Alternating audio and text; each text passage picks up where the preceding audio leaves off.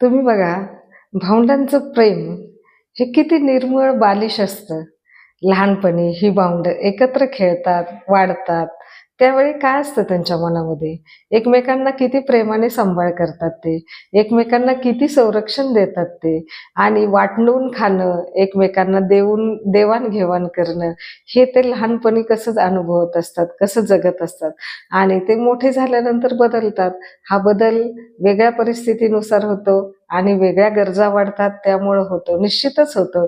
परंतु हे लहानपणाचं जे प्रेम आहे, हे जे एकमेकांबद्दलचा जो जिव्हाळा आहे, तो मात्र त्यांच्यामध्ये कुठेतरी तो असतो आणि शेवटपर्यंत हा जिव्हाळा तो एकमेकांना बांधून ठेवलेला असतो आणि म्हणूनच भावंडांचं प्रेम हे कधीही न तुटणारं असतं. ते असतं म्हणजे असतंच. एका कुपीमध्ये ते दडलेलं असतं आणि छानपैकी हे भावंडं एकमेकांना सांभाळत असतात.